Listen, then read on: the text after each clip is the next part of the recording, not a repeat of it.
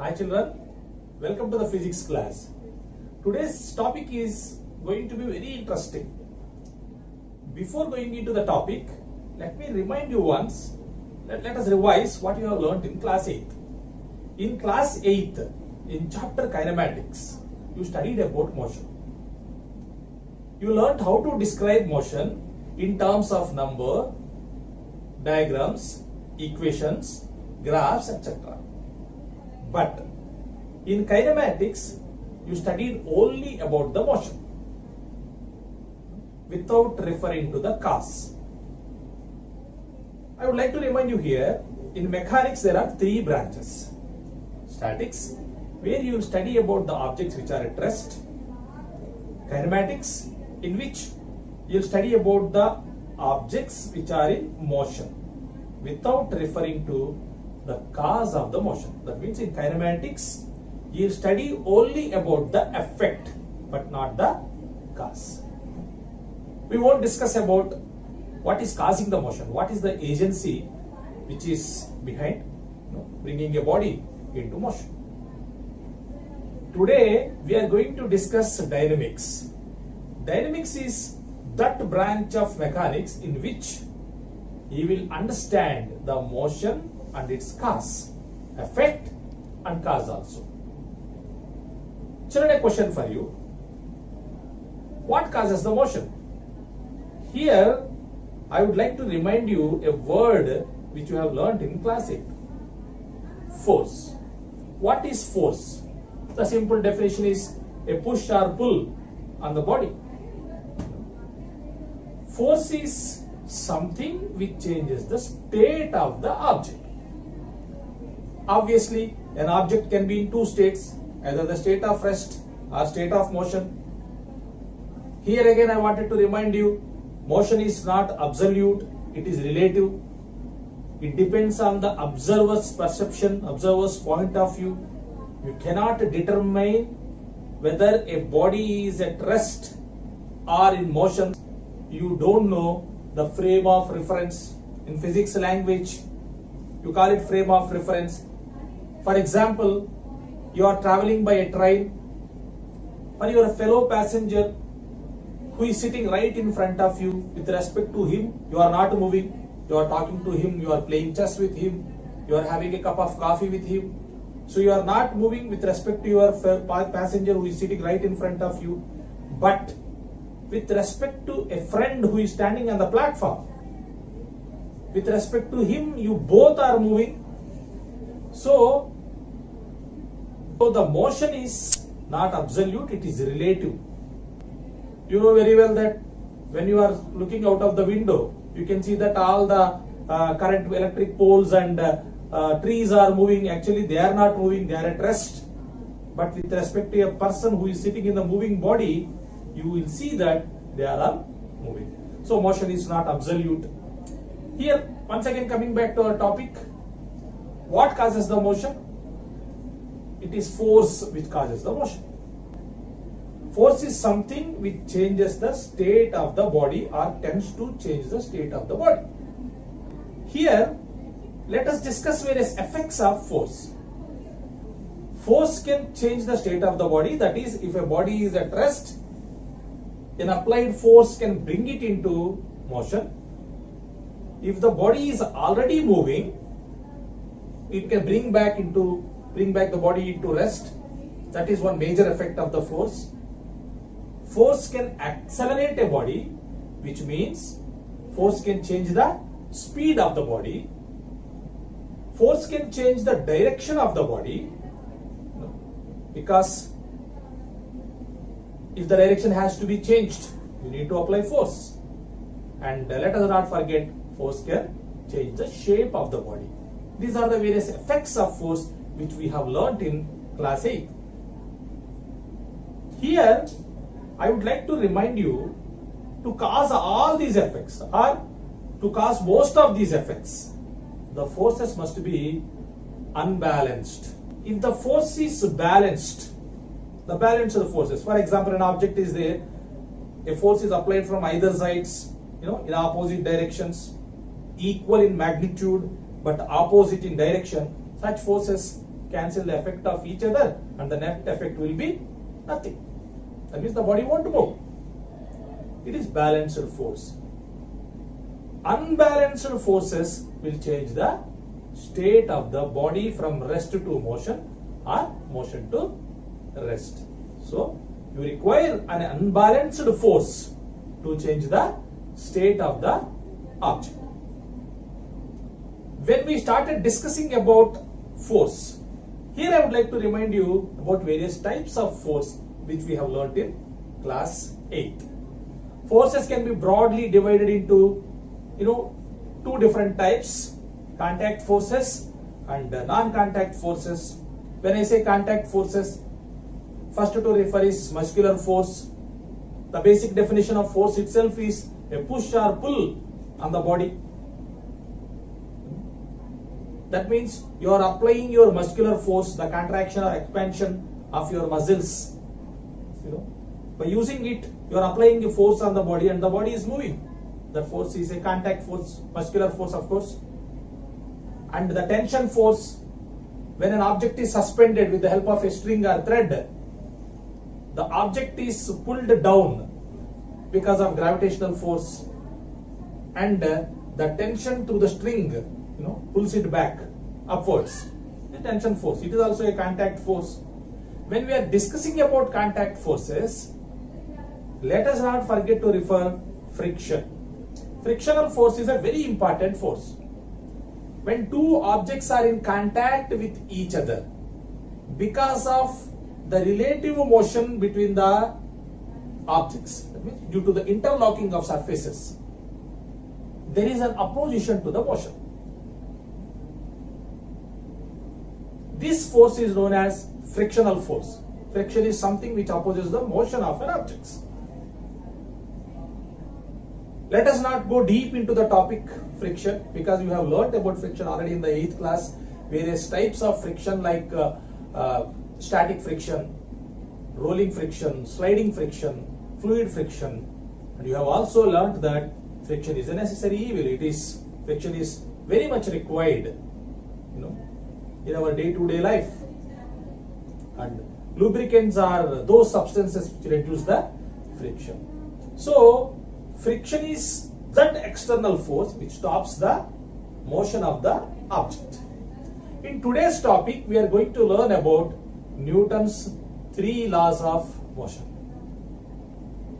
Here, the story of Newton's 3 laws starts with Aristotle, a very famous Greek philosopher. According to Aristotle, the natural state of the objects is to be at rest. For example, if you are rolling a ball, after some times it rolls slowly, it moves slowly and finally stops. Why? What is the reason? Now we all knew that it is because of friction.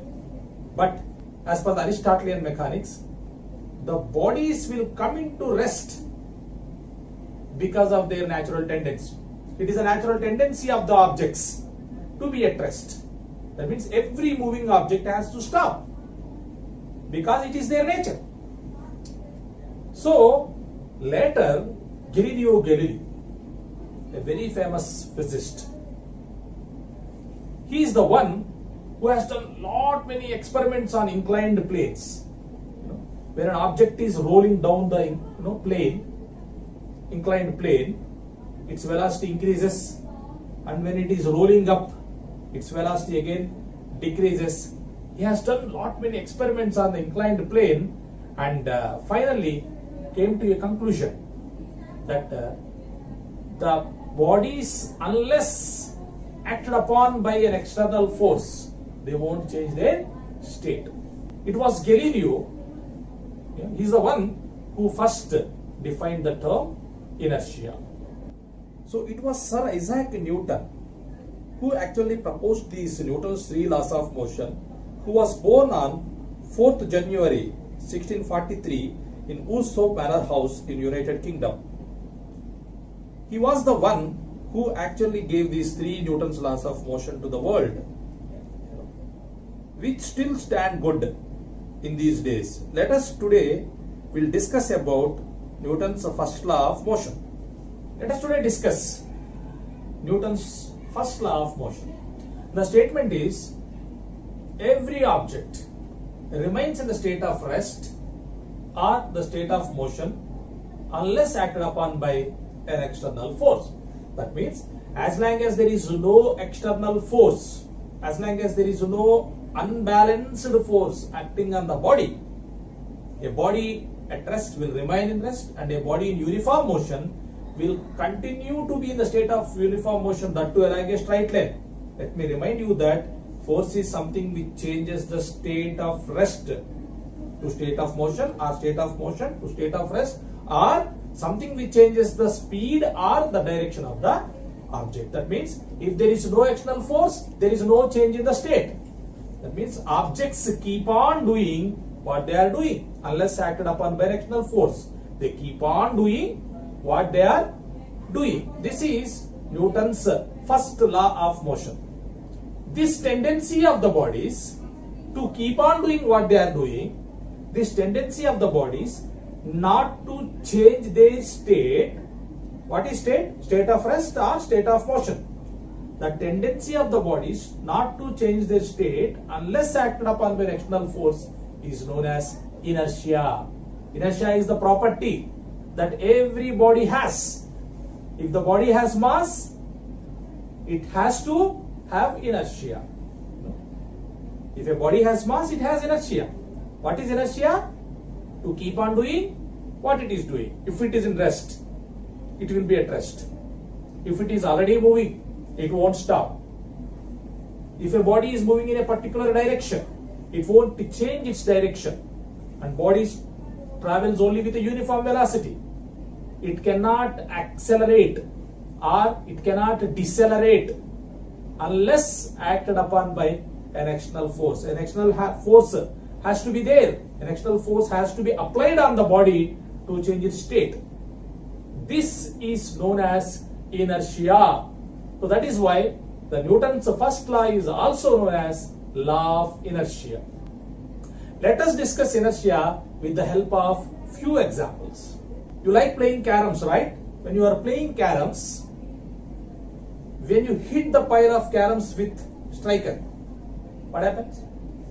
The carom which is at the bottom will move without disturbing the upper coins, the coins which are placed on above it, on it. This is because of inertia. When you have kept a tumbler, on the top of it you have placed a playing card, and on the playing card you have placed a coin, and suddenly you pulled the card, with a jet. Suddenly you have to do it at once like this. Then what happens? To your surprise, the coin won't come along with the playing card. The coin stays back there itself and falls in the glass. It is because of inertia of rest. Understand, children? What happens when you are traveling in a bus, and the driver applies the brakes suddenly? The bus is moving. That means along with the bus, all the passengers who are standing on the bus are also in motion. When the bus is in motion, all the passengers will be in motion. When the driver applies sudden brake, the bus changes its state from motion to rest. That means bus stops. But the passengers who are standing will tend to be in motion. That's why they will tend to fall forward with a jerk.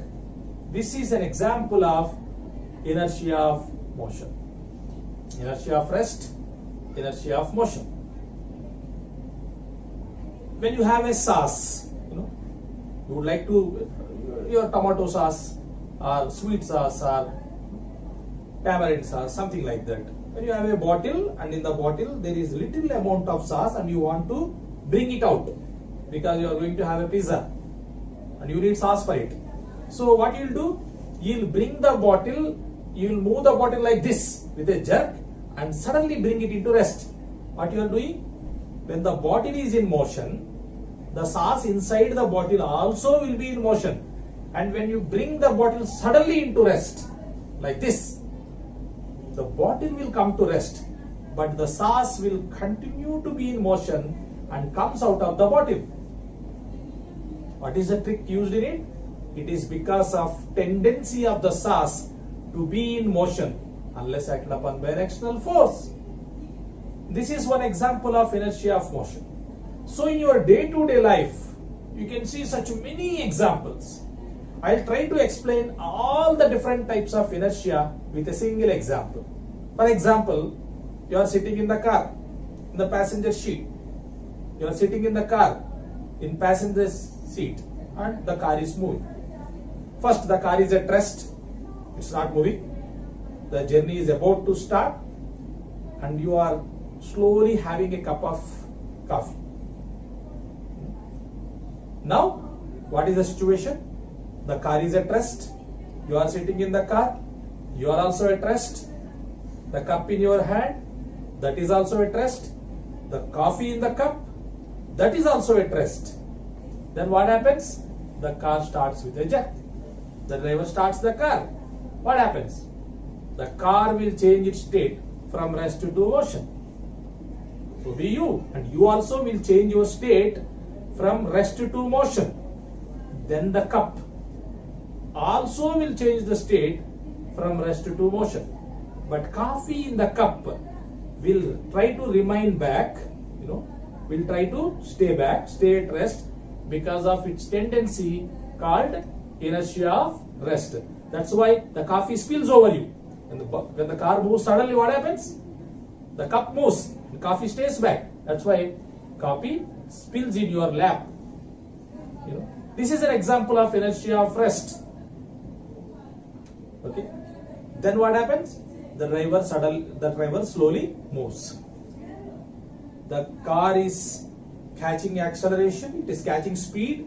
It is accelerating and comes to a state, a constant speed. It is moving with a constant speed. Then what happens? The car is now moving with constant speed, and your coffee wants to move forward because of the motion of the car, and it comes back because of its tendency to stay at rest. That is inertia of rest. Moves forward and comes back.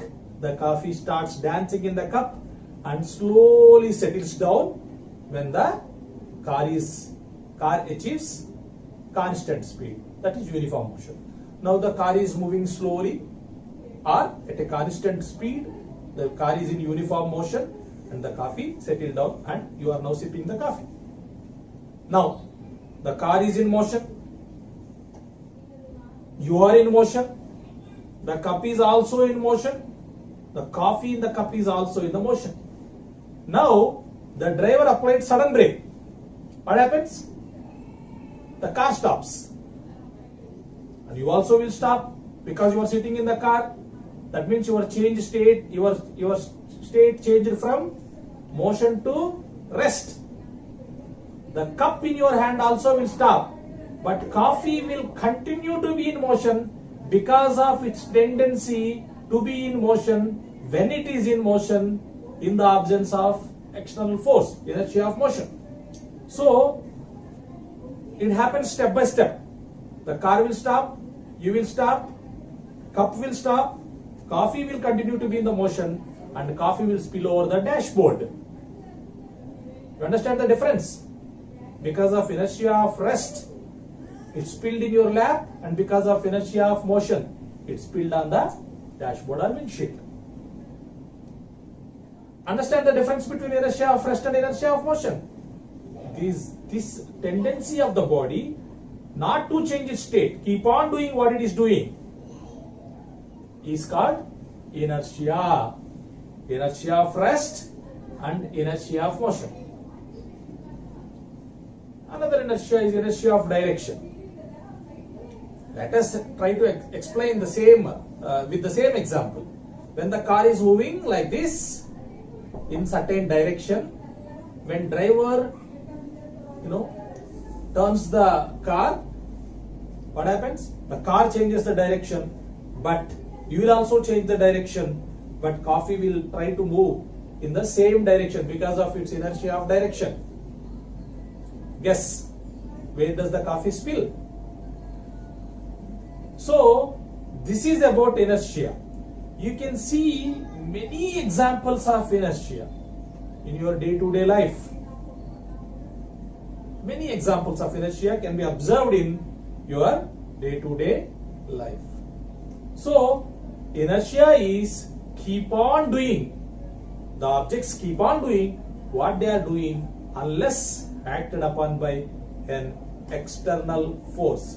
If there is no external force, no change in the state. Let us try to understand the relation between inertia and mass. A body at rest continues to be in rest and a body in motion continues to be in the motion. This property of the body is called inertia. The inertia of the body is measured by the magnitude of force required to change the state of the body. The inertia is measured by the magnitude of force which is required to change the state of the body. This force required to change the state of heavier body is more than the force required to change the state of lighter body. That means higher the mass, higher the inertia. So how do you measure the inertia?